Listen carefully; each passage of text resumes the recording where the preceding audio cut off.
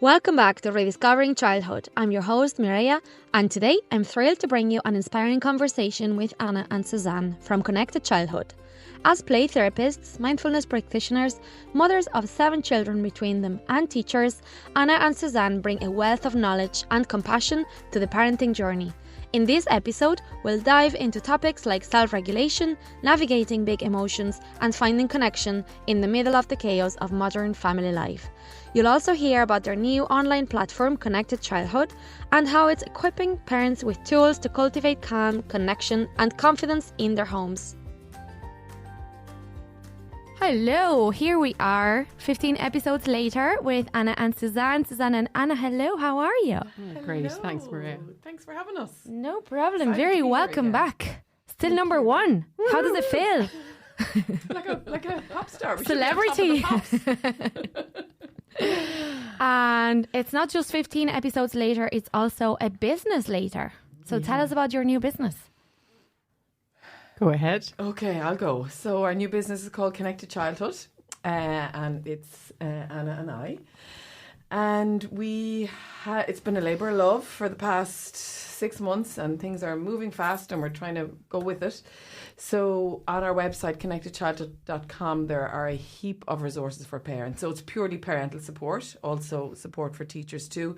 So it's separate from our Shine Through business because we just support parents. We So don't Shine see Through, children. just to give information, it's just play therapy sessions with children. Shine Through is play therapy sessions with children and one-to-one parent support of the children that we are seeing. Okay. Whereas Connected is online and we don't see the children, we just help the parents. And we can have the parents kind of in a parental consultation. We have 2 masterclasses on there, one on separation and anxiety, and the second one on around staying grounded amidst your child's big emotions. The second one, the grounded amongst your big emotions, I don't know, would you agree, Anna? I think that all parents need to see this because a lot of it is about your own capacity and how setting boundaries and holding your child in their big emotions is so much more about the parent than it is about the child. Yeah, I would totally agree. And parenting is all about parents. And I suppose Connected Childhood came about because we have a waiting list in Shine Through supports, which we hate, and we've expanded our hours and we now have a second play therapy room. But that waiting list is there and parents are waiting for help that we could give them if we were able to do it online for them rather than them having to see us face to face. So that's where it came from. And that masterclass in particular, there is the one on separation anxiety, but the other one on staying grounded is just really for parents to look at themselves and pull themselves apart, reflect on what's going on for them in the moment, what their triggers are, what their capacity is, where they can expand that capacity so they're better able to meet their child in that their big emotions and looking after themselves really, so just kind of really taking the time to reflect on that, and that's huge for parents. It's about looking into ourselves first. Yeah, I was actually only thinking yesterday, I was like, where I learned the most about parenting is from my own self-regulation. And, I actually used to bring my son to your sessions and, it's been amazing what he's learned. And it's given him the tools and the information that there is another way of doing things. He has a choice and there are other ways of doing things and dealing with things. And I think that's so powerful to what you do. Mm-hmm. And that I've learned as well that my own self-regulation is everything. Mm-hmm. If I'm not okay, they just mirror and copy what you do a lot of the time. So if I'm not okay, how can I expect them to be okay? And it's about the environment that I create at home and so much more. So I think what you do is just amazing. And it's a lot of it is, we talk a lot about self-care, but self-care, it's not about having the facials and, I mean, okay, yes, that's lovely if you've got the time for it and, but it's just about in the moment self-care. So when your little person is spiraling, when their world is falling apart, can you take a breath for yourself? Because if you're able to just pause for a second, that pause is going to give you choice. And if you're able to see that there is another way here, I don't have to react, I can respond. And often that pause is just going to give you a second to let yourself know I can be in this with them and not fall into it completely with them. They can have their little bit of chaos, and I can be their anchor, and I can stay with them in it rather than joining them in their chaos.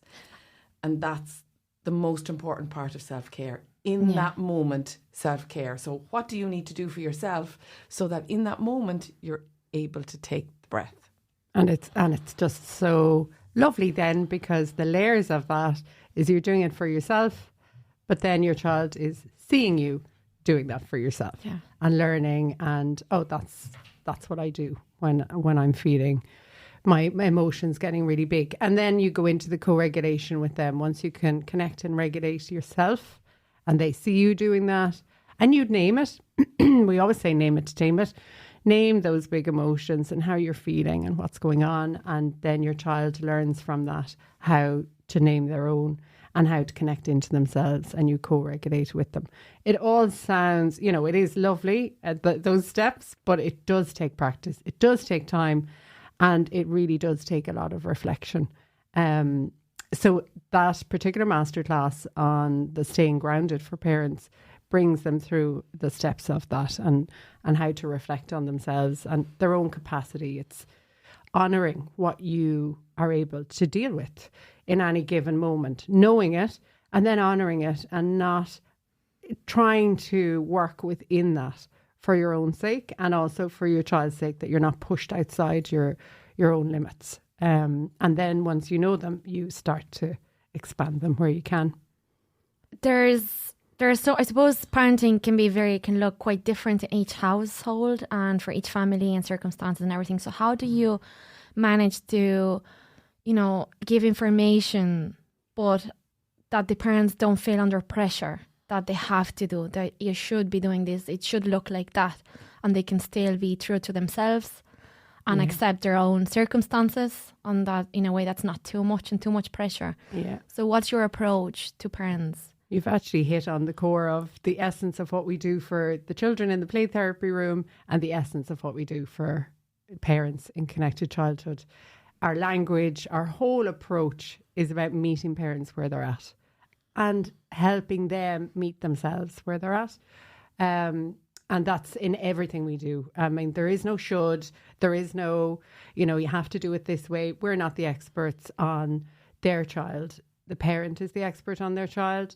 And it's just raising awareness, bringing some clarity, some insights, layering it with information on child development, on neuroscience, and the different things that are relevant to every child. But when it comes to one particular parent and their child, it's just feeding in that information and then helping them reflect. But we're not telling them what to do. We're just helping them build understand the situation. Yeah, and a should is, the minute we say to ourselves, I should have done this or I should have done that, it's a threat to our nervous system. Yeah. So when we're shutting ourselves or our negative self-talk is coming in, it's because, and I've been learning about this with synergetic play therapy the last little while. They've just been kind of piecing more of this together for me, and I'm better able to understand it. And the way I see it is like a rainbow. So on one end of the rainbow is a negative self-talk, and the other side of the rainbow is our fantasy. And when we shut ourselves, often it's because our expectations was this fantasy that's completely unattainable. And that's why it's called a fantasy, because that's not for us, And could that just be a desire of everything, the way we want our day to look like, for example? Absolutely. Yeah. It doesn't have to be these, I want a unicorn to knock at my door. No. Yeah. And just this picture you have of how you perfect should parenting, be. perfect family. Yeah. Yes. Okay.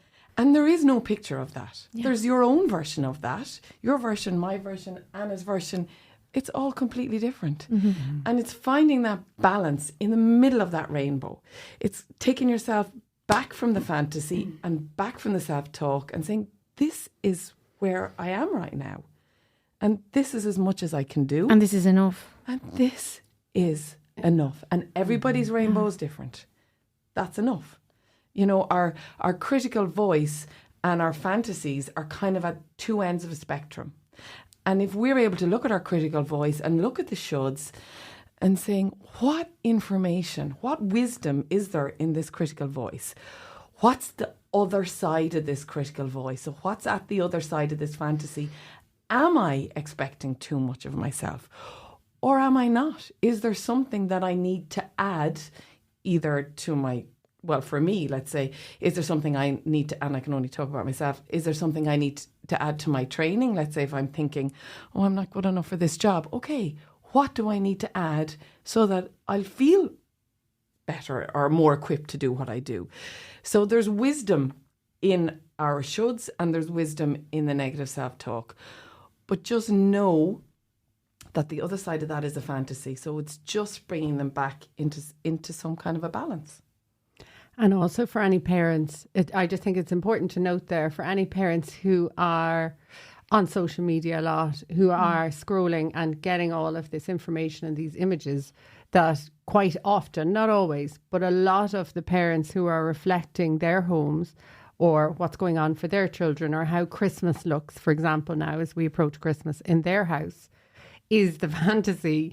Their home is not like that. They're just, they're giving out that fantasy picture to the public. But if you're actually in through their front door, they are in their reality of what their life is like. And it's just to keep that in mind, we all do that. And it's in different things, in different areas of our lives. If there is a lot of exposure, and for any parents who are looking at social media a lot, just, focus in on yourself and what's important to you. Yeah, I really like that analogy of the rainbow. It's all down to expectations, isn't it? Is that negative self-talk contagious? Like, because we don't even realize most of the time that we're doing that. And we're so, the perfectionism and that criticism to ourselves. And we won't even realize that we're doing it. Can our children see that and copy that? Absolutely. They can copy our energy. Sometimes we don't need to say anything. It's just what we're modelling with our behaviour, our tone of voice, our energy. And I mean, I've never come across anyone that doesn't have negative self-talk. Is it just part of being human? So it's just trying to reframe it. It's telling us something. There is wisdom in our negative self-talk. It's showing up for a reason. So what is the wisdom? What can we learn from it? And it's possibly never going to go away, but there is wisdom in it. So it's just trying to look at it, spend a little time with it. What can we learn from it and then be realistic with it? Yes. Yeah. Yeah. You have a masterclass on separation anxiety. What is separation anxiety? Why does it show up? So we have lots of little people who come to us who just really struggle with, and for different reasons, and it can just appear that they're finding it harder to go into school or to go stay over somewhere for the weekend or just go to activities, and some begin to withdraw. So it's just understanding what's going on in their little nervous system and what is the threat that they are perceiving. Because children can perceive threats in different ways from different areas and different things that we don't see it, but their perception, because it's limited from their little shorter lives, and also, from their experience, they don't have that filing cabinet to look back on and go, okay, I did this before and this is what happened, so it's okay. They need us to bring them along on that. So it's just different tips and tricks and insights into what is actionable for parents in the moment to make it a little bit easier for a child who is struggling. What are your thoughts on not literally pushing, but pushing a child towards a new experience if they're afraid and it's going to be good for them? Yeah, I'd use the word scaffold rather than push. Okay, thanks. Yeah. And you would agree. I would agree. Yeah. Okay. Yeah. I'm glad you found the word. I was trying to think. Yeah, that's why I said I don't like to use that word. Okay, No. that's good. So we're just working with, again, where they're at. So if you're pushing someone along the road, they're going to trip and fall, right? Yeah. So we don't want to push them that they lose balance. We want to scaffold them and give them what they need Because that could even to help create a them bit of along. trauma as well. If it's a push. But it also is disrespectful and disregarding their feelings. If they're showing us in different ways that they're feeling a particular way and we just push them along anyway, that's, that kind of gives them the message that, oh, okay, I have to do this and my feelings don't count. So it's just giving them, if it is that kind of picture of someone walking along the road and you push them, they'll fall over. Whereas if you give them a helping hand, they're going to get much further down the road. Yeah. Dan Siegel talks about the S's of parenting. So, in order for our children to feel resilient, to know and to really feel that they can do hard things, because we see children all the time that can do hard things, but telling them that they can do hard things doesn't make them believe it. Yes. So how do they believe they can do hard things? So they need to feel really seen, so that somebody really understands what they're going through. They need us to soothe them. So like you would with a little baby, eye contact, if that's appropriate for some children. It's not appropriate for, but if it is, coming down to their level, just understand that they know that you've got their back. Yeah, that you're in it with them. Yeah. Gives them safety, I suppose. Well, that's the other word, isn't it? Yeah. There's the soothe, safe and seen. So it's just creating those three elements in all situations with children, really, but especially one that is struggling with something. And there's lots of, the scaffolding is made up of lots of different parts. And that depends on where you're at, and it depends on where your child is at and what you're able to provide for them and what they need in a particular moment. It's the trust that they feel from you that they can do it. It's also the unknown and helping them to understand where they're going isn't threatening. It isn't unsafe. And that comes in different ways, maybe just letting them visit somewhere that if they're starting a new class, that they visit it and they get to get a feel for it. And then there are other threats that they can perceive. And we go through a lot of that in our masterclass. And it just then means figuring out where you're at, where they're at, and putting in little elements, each one at a time, slowly. We just like little ripples of change and figuring it out together. Yeah. What role do you think after-school activities play in all of this? Or what are your thoughts in after-school activities? Because I think it's really, it's really supportive of everything that you're saying, and, stepping out of their comfort zone and building that trust with them and listening to them, their needs, their interest in what they do, but without doing too much. Finding that balance. And I grew up in a house, and I now, in my own house, my kids are all quite sporty, and they do lots of various things. And I think Anna would agree with me on this, is that from the after school activity point of view, it has to be something that your child likes doing or expresses an interest in going. It's not because mummy wants them to play the saxophone, daddy wants them to reach grade 8 or whatever it is in piano. It has to be matched with their priorities, something that they really like. And just not to overload them. Yeah. Sometimes it might just be too much to go to whatever it is today, that they're completely exhausted. And it's kind of meeting them there and understanding, okay, look, today we've had an awful lot on. I completely understand that this might be a little bit too much. So we're going to take a break. If a break needs to be taken, it's just because sometimes they're exhausted. And we are coming up to Christmas, and there's so much on, and there's so much sensory overload everywhere, and there's Christmas plays happening in school, and there's songs going on, and all sorts of, new things coming in that's not kind of every day. So at what point is it okay? And parents have to work with the child on this. On what point is it just say, okay, we've done enough for today. Let's just skip that. Yeah. And looking at the week kind of and seeing, okay, if it's too much, well, what can we take out? But meeting the child's priorities there, I do think that's important. Yeah, I would agree. And doing things that light them up, work off that. And I've been there, wanting and knowing my child was so talented and, was able to play an instrument so easily, but absolutely hated it. And it broke my heart that, when they step away from it. That's a very hard thing for parents, isn't it? To know they have a gift or really good at something, and yet they won't pursue that. And that was me. For my parenting and my capacity, I could see that he didn't enjoy it, so he stepped away, and I supported him in that, even though it was really hard for me. I'm not saying that's right for every child or for every parent. It's where you land together and what you feel is right.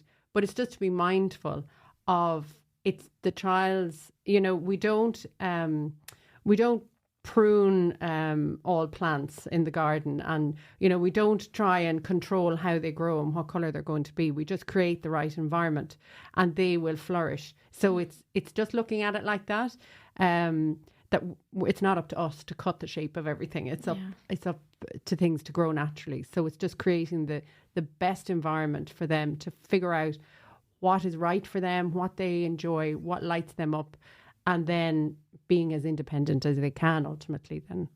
Yeah. There's so much information out there these days with, digital and technology and everything that's there. You can just ask literally and you get so many answers. So I think what you do is it's a way of taking the information, only the necessary information for parents. So how do you do that? Having so much information, what is unique to you, to what the information that you provide through your new business? That's really helpful for parents. And from a couple of different directions. We've only 2 masterclasses for a reason. It's not to, we could have 10 or 20, it's just to starting point and what are your priorities. Our one-to-one consultations provide that, really figuring out where parents are at and what is important to them, and then just small ripples. And last week we started our short and simple series, which is going to be a series of webinars. So we had one last week and we'd over 100 people sign up for that. And it just was breaking down what we felt were the top 5 things to focus on. So for a parent who's just kind of, God, there is so much information and that overwhelm, we're so aware of that and conscious of that for parents. So in everything we do, we're trying to break it down. We unravel all of our training and experience and just break it down to the simplest form. So we covered 5 considerations, and that's on our website if anyone wants to access the replay. And it just gave parents something to focus on. The next step, we're only looking for the next step. We're not looking to change a whole lot of things in the family dynamic. It's just what is the next step to focus on for the next little while. That will create a little ripple, and then on we go again. So it's looking at it like that, and that's our approach always, isn't it? Well, we hate being overwhelmed ourselves with too much information. Yeah. What are the main challenges for parents these days? Overwhelm. Yeah. Too much of everything. Too busy. Too much. Too busy. Okay. Social media plays a huge part. Work-life balance. Just so much. As in the negativity coming from social media. Yeah, just the shoulds. The shoulds. Okay. The shoulds are huge, and then beating ourselves with a stick. Yeah. Why aren't I able to do this? Why isn't my child able to do this? Whew, so much. Yeah. Your child isn't able to do something, whatever it is, right now. Right now. They will be. It doesn't mean anything. Just not yet. Just not yet. And also I would say the power of yet, not yet. And also the power of and. So, Ariana Grande song here now. Yes, and that's the key, isn't it? Yeah, I'm not going to break into song. No, you know that song. But just as a reference point, just the name of that song, it makes sense. Yes, and. So you elaborate there, Susanne. You go ahead with what you were going to say. Yeah, it's where you're at, and then what? Yeah. And so I can't do something right now, or I'm not able to do something right now. And I know that it's something that I can do, and what is my next step? And here's hope. Here's hope. It's the and offers us hope. Yeah. The yet offers us hope.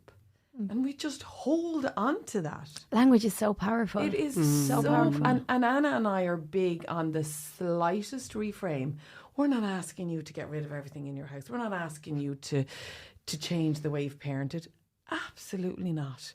What we try to do is just look at it from a different lens and say, I wonder about this. And that's all. It's isn't it, Anna? Yeah. It's the simplest of changes that we have found make the biggest differences. And a parent just seeing something, like literally just that little shift in the lens. Would you have an example of something that I might be doing every day that I don't even realise, and just by noticing it and making that little change in my daily routine, it's going to have a big difference? Yeah, even can I think of something off the top of your head there, Susanne? Be during the morning routine or... Oh, like a minute to yourself. this might sound ridiculous, but as Anna and I, this is just very honest. We're putting our short and simple series out there, and the very end of it is actually a mindfulness piece, and I actually deliver it this morning. I wake up early, just part of who I am.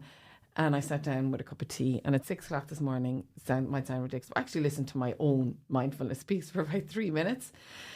I was like, okay, this today's connecting with busy, yourself. but I absolutely can do this. And it just took 3 minutes of a cup of tea, awake in the house on my own. Everyone else is in the house, but it's just a time for myself. And at what point of the day, and if it means you get up 3 minutes earlier, well, it's going to be worth it. Yeah. You know, eking out something tiny for yourself in the day.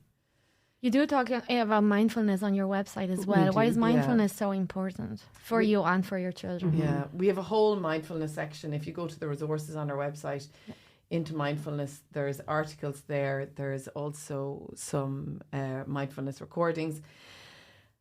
And it's so important because it allows us to take the breath in the moment when we really need it.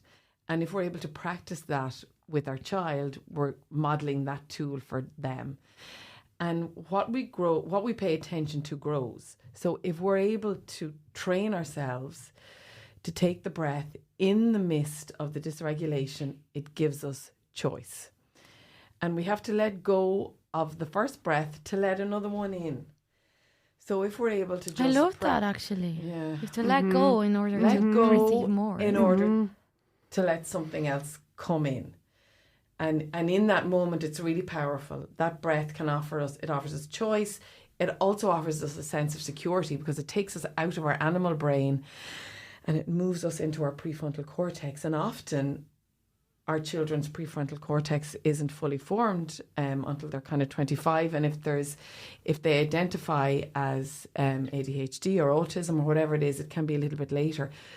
So in my house, there's 4 prefrontal cortexes, including my own and my husband's. And often I might be the prefrontal cortex for 5 people. You know, and often that's the case in motherhood. Absolutely. Yeah, we're balancing that and and that brings you back to having to connect to yourself first. So mindfulness, we have found, Susanne is a mindfulness practitioner, and I have introduced it into my own life over the last few years, and it just complements parenting so nicely. It's something you can do at any time. It doesn't take a particular length of time. It's whatever you can give to it, and it's just tapping into yourself. And the more you practice it, the more you can do it in the moment. And that's why we have blended it into our offering on Connected Childhood, because it makes sense. Mm-hmm. So it's the information, it's the mindfulness, and then we're both accredited play therapists. So it's bringing the principles of play therapy into your parenting. And they're the foundations of what we're doing for parents. Yeah, it does make a lot of sense, and it does make a big difference. Mm-hmm. And speaking of big difference, big emotions. Why do we call them big emotions? Is it based on the big reactions? Because emotions are emotions, I guess. Mm-hmm. You know, they're all emotions. They're words linked to things we feel in our bodies. But why do we call them big emotions? And how do we manage them? I would always say to parents when a child is going to start play therapy with me, you know, how to explain it to their child is very simply, you can explain, you know, I've noticed that sometimes your feelings get too big for your body. So in that simplest form of it, even as adults, that happens. So it's when your emotions burst out of your body in ways that you wouldn't choose for them to burst out of your body. And I say burst out because when we're reacting, it usually is quick. It can be loud. It can be, you know, there's movement. You want to run. You want to lash out. You want to shout. And for a child, they're kicking out. They're hitting. They're spitting. Sometimes they're shouting, because their feelings have gotten too big for their body. So the big emotions are emotions we don't understand. They don't know what to do with them, and they react in the best way possible from the little bodies. Mm-hmm. And the emotions are big. But when they start to understand them and become aware of them, then they start to shrink down and they'll fit in. And same for us as adults, isn't it? Is there anything else you would add to that? It's just a way their brilliant body is designed to show us they're communicating something to us, and this is the only way that they know, because again, back to the prefrontal cortex, it's not there. It's we heard recently, listening to a lady, that it's like Swiss cheese. Their brain is like Swiss cheese with a heap of holes in it. So they don't have the words, they don't have the ability to be mindful in that moment. And that's what we're teaching them. You know, that's what we're trying to model for them. They're just, and it's normal for their emotions to spill out of their body. It's like a container that just fizzes up because they don't have any other choice. They don't know what other choice they have. Right now, in that moment, their only choice is to spill out because they're trying to tell us something. And they don't know what other choice they have until we show them. Not tell them, but model it, show them, live it, feel it for ourselves. That is key. Yeah, that's really at the root. How about repair? Oh, God, it's so important. And so lovely. It's always there. Because we burst, but then there's a process.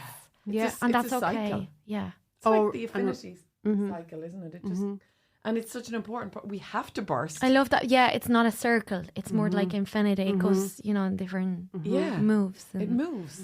And it's just energy, really, because we burst. And then the gorgeousness of parenting, and thank God we have the repair, the awareness. Yeah. Now that we And if we don't repair with them, they don't learn that repair. Yeah. And the repair is just like, oh my goodness, I'm so sorry. I was just out of my just repair versus ego as well, isn't it? Yeah. And some people find repair very difficult, really difficult. And when you do find it difficult, that's information. Get curious about that. Why is it difficult for you? And do you want it to be difficult for your child?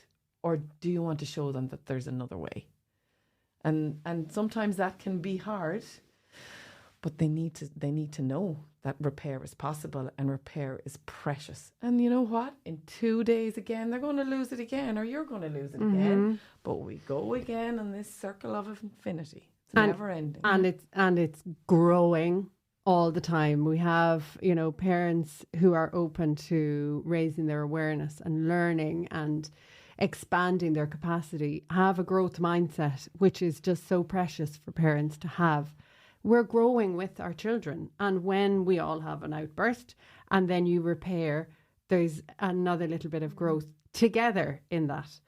And it's just precious. And it's never, ever too late for repair. It's never too late to sit down or talk about something that happened, how you reacted, what that looked like, how you would have liked to react or respond if you had been feeling better, and explaining that in your own way to a child. I mean, that's a gift you can give yourself, and it's a gift you can give to them, that they will grow up thinking, okay, I don't have to have it all together all the time, which is a massive message to give to a child.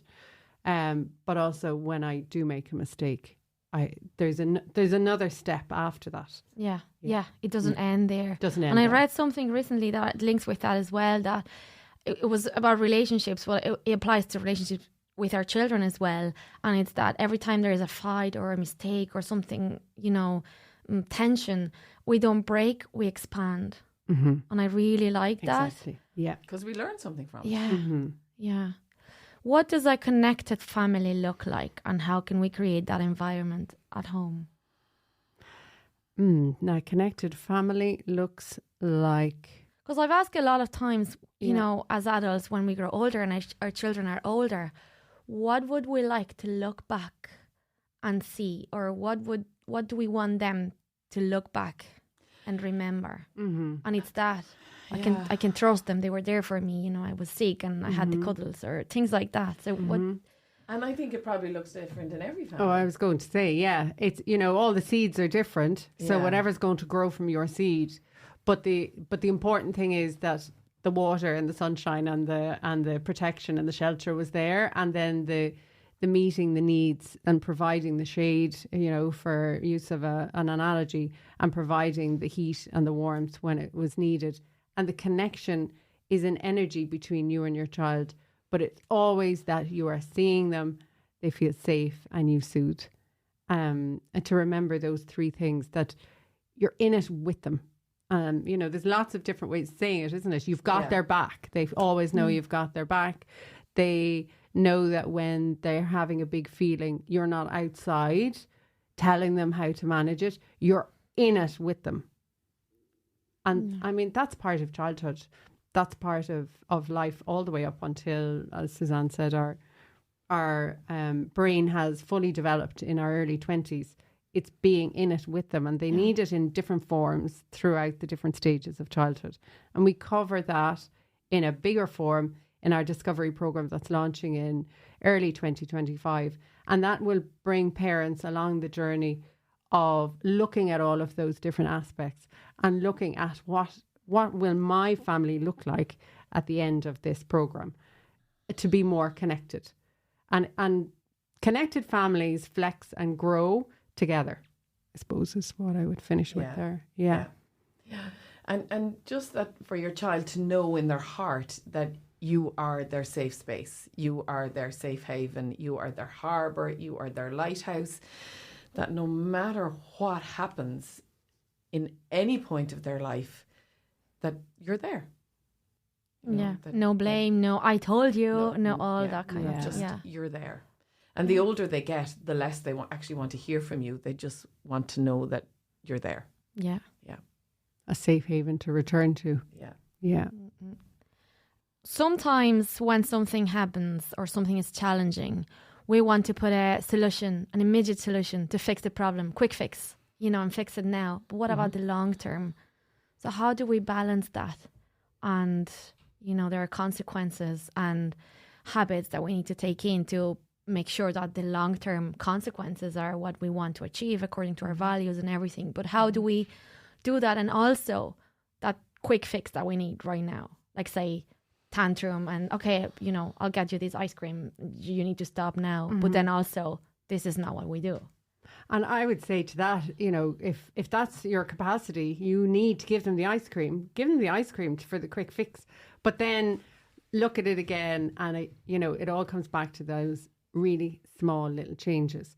So it's outside of the in the moment, thinking about it and reflecting on it and thinking, what can I do slightly differently now that you're maybe a little bit more aware or a little bit better informed? What can I do slightly differently? And then you just make those small little changes. Yeah, and often if it's in the moment and your child is kind of in the midst of their emotions are too big for their body, that's not the time to say, to come in with a heap of language because, it's just not going to work. They're not able to cope with it in the moment. Your voice is just going to be an irritating added sense to their sensory overload. So it's in the moment again. It's back to the parent. What do you do? Oh my goodness, this is feeling really big. I can see that you need to kick or that you need to scream. And that feels really big right now. And here we are with the and we can have the ice cream. We're going to have it after we have our dinner. We're going to get the ice cream. We're just going to have our dinner first. Mm-hmm. So if you feel you really need to set a boundary in that moment, you're shifting your language. Yeah.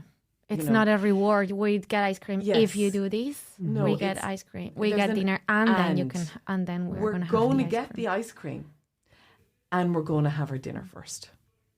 So you're not coming in with a negative. You're coming in with, you're going to get the ice cream. It's just going to happen in about 10 minutes. But first of all, you've kind of expanded your capacity by taking the moment, by honouring their feelings and just meeting them right there for a minute.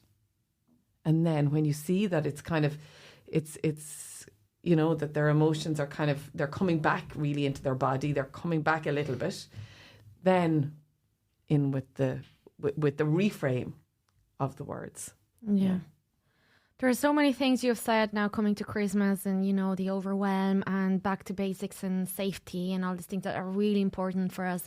And I think it's really important for parents to listen to this and accept if you have to give them the ice cream, just give them the ice cream.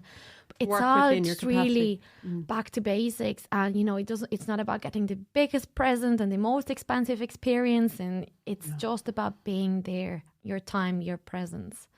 That's the most important thing. Yeah, and I read something recently, you know, kids don't remember the gift they got at Christmas when they were 7, but they do remember how they felt sitting at the table with you. You know, and it's true, isn't it? We remember the feeling and what we were surrounded by and whether we felt safe and seen and loved. We don't remember those big things necessarily. Yeah. But even about when we ask for presents and they don't want the present, they want the feeling that they think they're going to get when they play with that toy. That's what they're looking after. And, you know, I want a PS5 because I want to tell everybody that I have a PS5 and I want to, you know, and it's that feeling. So, you know, what feeling do you want? It's just that connection. And I always say toys are connectors between the child and you, the child and the environment, the child and themselves. Yeah. So it's creating that opportunity. Yeah, absolutely. And they can show us so much through their play, can't they? Yeah. So what are your thoughts now coming to Christmas and presents and overload of everything?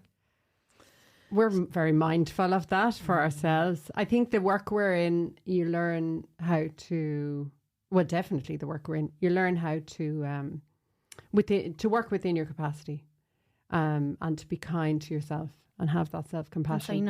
And say no. Yeah. Because no can often mean more. You know, it's the less, it can be more, less of the material things, less of filling the house with material things, and fill your house with connection and fill your house with those small little moments where your child feels seen and heard, rather than rushing and rushing and rushing to get to all the different activities. And it's just about being together. Yeah. And if you can kind of harness, you know, as an adult, who was that person in your life that gave you that feeling that you're enough, that you're safe, that you're secure, that we're just going to sit in the stillness here and have a cup of tea and we don't even need to say anything to each other. And that's what we're trying to give our children. And that doesn't cost anything. It's free. Yeah. We were at a talk recently and somebody in the audience was asking anyway, it was relevant to teachers and that they're not supported enough, and you know, and Anna and I are both teachers as well, and Anna made the point that, you know, after we were sitting there, she was saying the thing that teachers really need to do, and so many of them are doing that, is just seeing the child as the child is, and that costs nothing. So no matter how many resources you pile into teaching and whatever, and you spend a heap of money on everything, that doesn't cost anything. It's innate in a lot of human beings, and thank God it is, and it costs nothing. And that was certainly from it was Katrina O'Sullivan that we were listening to, and certainly from her point of view, they were the people that pulled her up when she needed it, and it didn't cost them anything. They just saw her as somebody that had so much to give and huge amount of potential just in her. And they saw, absolutely, and they saw her needs. Yeah. And again, we're back to the scaffold. They just put in those little scaffolds, and they didn't cost anything either. It just to help her feel seen. And that, as she says, has been the soundtrack to her life and has lit her up and made a massive change. So it's, as parents as well, it's just doing the small things and remembering that connection. And as parents, that can be hard if you haven't received that yourself from your own childhood. So again, our we try to meet parents where they're at, and in our different programs, it's about, wherever you are is one step fine. forward. Yeah. And it's one step forward. Where you are, there's all the reasons for it. So it's taken away but I should be this and that and the other. It's just where you are is where you're meant to be right now, and where do you want to be?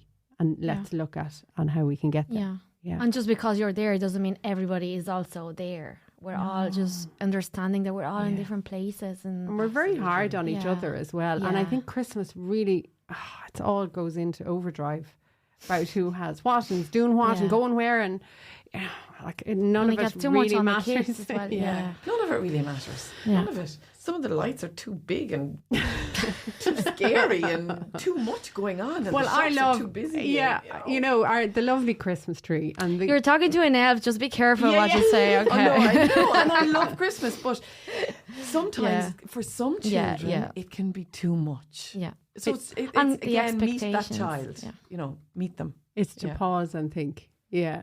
And I was thinking about this the other day with, a lot of people are now putting Christmas trees in bedrooms. And that's, if that's right for you and for your family. But it's just to take a moment to just pause and think, is this right?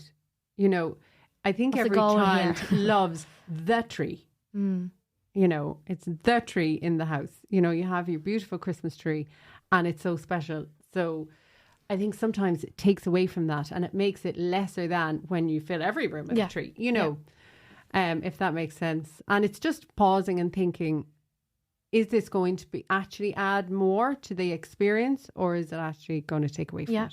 Yeah, because it's never going to be enough. Well, Well, where that's just does human it- nature. where It's does it never stop enough. then? Where Yeah, does it yeah, stop? exactly. So, Yeah. you have background in primary teaching, in play therapy, and in motherhood. Do you think it's all 33%, or which one plays more? Oh, I think Mom. Mom. well, Yeah. we both have over 20 years experience as moms. So that's massive. And that is our most important job. And that will never change. Yeah. We're very lucky. Is that where you learned the most? Absolutely. In your motherhood degree? Oh my God. And everything you do and learn comes back to your own, everything in teaching and everything we've learned, especially so in our play therapy training, which was after we had children. You're just all the time thinking of your own, which is great because we have that experience as well to relate to. But yeah, absolutely.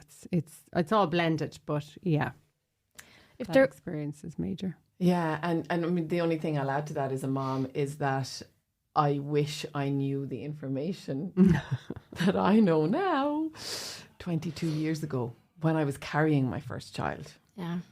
But I think I've thought about that a few times. I think if I wouldn't have had the emotional capacity to understand things the way I understand them now. Yeah, now you know Back where then. it fits. Yeah. Yeah. Because you could have told me and given me all the information. I'd be like, whoa, wait, hang on a minute. Yeah. You weren't ready for it, or you didn't have a need for it. Or if I had known, I wouldn't have children now. Yeah. No way. I think we'd all be the same.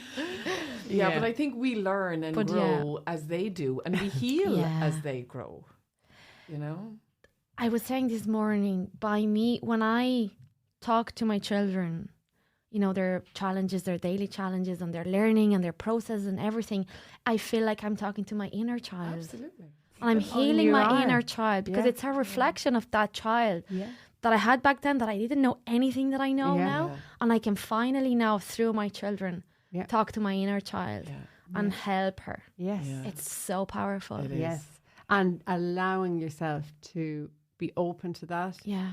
That's the absolute key, isn't it? Yeah. So powerful. Now, just before we end, if there was one thing that every parent could, there was a little microphone or radio at the hospital when you leave the hospital with your newborn children, and they could just listen to one thing, what do you think would have helped you back then? Okay, I'm going to go first because I know exactly what my one thing is. Everything your child needs is within you already. Amazing. I love that. And it's so true. I wish someone had said that to me because, you're bombarded with do it this way, that way, the other way. This could happen, that could happen. Everything your child needs is listen to within yourself you before you listen to anybody else. Thank you. And get rid of the shoulds.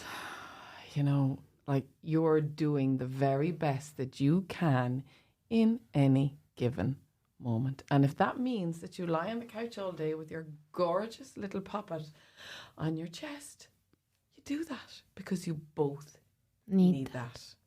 Let go of the shoulds. So powerful. Thank you. Thank you. Thank you so much. So we'll put your website there. The very best of luck with the new program, the Discovery program, launching in January. The Discovery program's launching in January, but we have those 2 masterclasses sitting online. there on the So you can have a look. Anyone can have a look. Contact you if they need anything, and you'll be able to guide them to the direction that they need to take. We have not that they should take. Sorry. Yeah. Not that they should take it, but it's there. And they can take it.